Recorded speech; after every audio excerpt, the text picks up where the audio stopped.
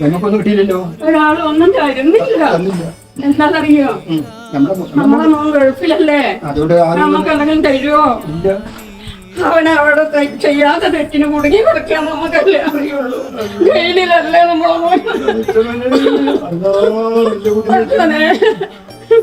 നമുക്കൊന്നുമില്ല, നമ്മളെ കുടിക്കാൻ കൊണ്ടുപോയി വെള്ളം മാത്രമേ ഉള്ളൂ കയ്യില്. എന്തായാലും ഓളെ വീട്ടിൽ പോയി.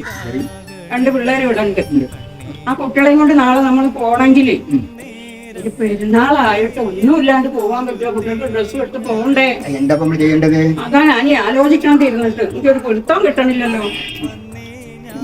ഒരുപാട് വീട്ടിൽ പോയില്ലേ, നമുക്കൊന്നും കിട്ടിയില്ലല്ലോ. ദുബായിക്കാരല്ലേ, തരും. ദുബായിക്കാരോണ്ട് നമുക്ക് ആരും തരൂല. നമ്മളെ കാര്യം പറയാൻ പറ്റുമോ? ഇല്ല. ഒരു തെറ്റും ചെയ്യാണ്ട് കിടക്കുന്ന കുട്ടി ഇവിടെ വരുമ്പോ തെറ്റുകാരനായിട്ടല്ലേ എല്ലാവരും കാണുക. അതുകൊണ്ട് ഒന്നും മിണ്ടണ്ട. പഠിച്ചോൺ എങ്ങനെയെങ്കിലും ഈ പിഞ്ചു മക്കൾക്കുള്ളതിനുള്ളത് നമുക്ക് എത്തിച്ചു തരുന്നത് എന്റെ മനസ്സ് പറയണത്.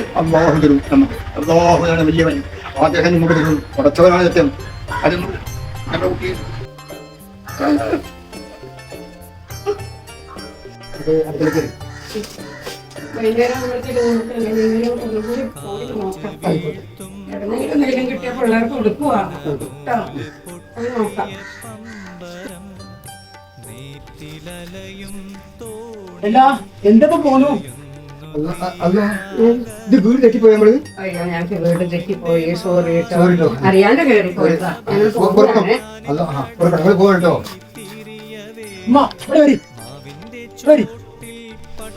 നിങ്ങൾ വന്നതിന്റെ ഉദ്ദേശം എനിക്ക് മനസ്സിലായി. പാവപ്പെട്ടവനെ മനസ്സറിഞ്ഞ് സഹായിക്കുക എന്നതാണ് എല്ലാ മതത്തിലും പറയുന്നത്. അത് ഹിന്ദു ആയാലും ക്രിസ്ത്യാനും മുസ്ലിമായാലും നിങ്ങൾ വന്നതിന്റെ ഉദ്ദേശം എനിക്ക് ആദ്യം തന്നെ മനസ്സിലായി. അത് ഞാൻ എന്റെ അടുത്തൊരു സംഖ്യ ഞാൻ തരാട്ടോ. ഒരു പെരുന്നാൾ ഉഷാറായിട്ട് കഴിച്ചോളിട്ടോ. ആയിക്കോട്ടെ. വിവാഹത്തിന്റെ കാരണം കൊണ്ട് എല്ലാ ഐശ്വര്യം ഉണ്ടാവും. ഇത് നിങ്ങൾ കൊണ്ടുപോയിട്ട് കുട്ടികൾക്ക് ഡ്രസ്സ് എടുത്തോളി. പിന്നെ പെരുന്നാക്കളെ എല്ലാ ഗിഫ്റ്റ് എല്ലാം വാങ്ങിക്കോളിട്ടോ.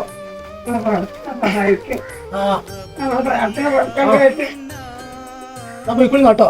കരണ്ട ഒക്കെ ശരി കേട്ടോ. ബുദ്ധിമുട്ടേക്ക് വന്നപ്പോഴേക്ക് മനസ്സിലായി. അതുകൊണ്ടാണ് ഞാൻ ആ പൈസ തന്നത് കേട്ടോ. കുട്ടികൾക്ക് ഉടുപ്പെടുക്കാനുള്ള പൈസ ഒക്കെ കിട്ടിയിട്ടുണ്ട്. നമുക്ക് നാളെ പോകാനുള്ളത് അതിലുണ്ട്.